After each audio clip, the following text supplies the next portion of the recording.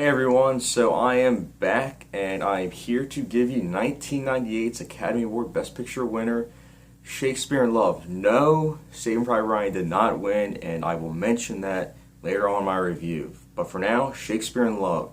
It is about William Shakespeare, who is a down-on-luck writer, and he doesn't really have any ideas for plays. Like he's just not feeling it. And then all of a sudden he meets this woman, and she kind of inspires him to write. And in learning how to write, like really well, he makes his best play, which I can't spoil because that's a key plot point towards the end of the movie. But let me just, for starters, talk about Gwyneth Paltrow in this movie. This is the movie that made her famous. She won an Academy Award for Best Actress, and it's well deserved. Like, she owns this film. She's just incredible, and it's hard to just watch and be like, oh yeah, she played Pepper Potts in Iron Man. Like, it's two totally different characters, so on that regard, she's a really good actress.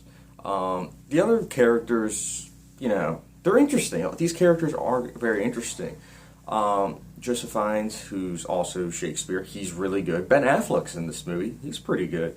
Judi Dench, although she's good, I do not think she should have won Best Supporting Actress. She was in this movie for like 10 minutes, and she just didn't really make an impact on me the way like Gwyneth Paltrow or the other actors and actresses did. Like Jeffrey Rush, he was really good.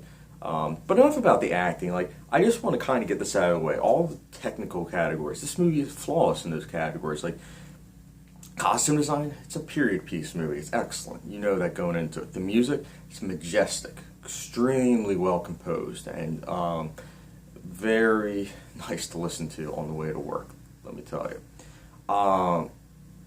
Directing, it's a well directed movie, it's a well scripted movie, it feels very old fashioned, which I approve of.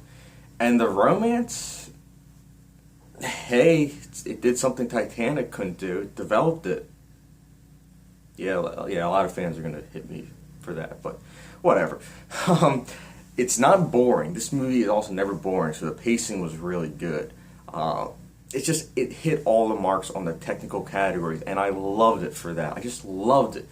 But now I want to talk about the negatives, and this really isn't, the one negative isn't really a negative on the movie's part. It has to do with Miramax Pictures. Miramax Pictures, they're the ones that produced this film, and they are a really good company. However, I just feel as though they kind of bought out the Academy this year because Shakespeare in Love was not the best movie of the year in 1998 by far. And I'm not just saying that on like my opinion. I'm just saying like Shakespeare and not Shakespeare in Love as best picture. Like, come on. You have Saving Private Ryan, which is by far one of the best war films, if not the best. A Thin Red Line, which is also a really good war film.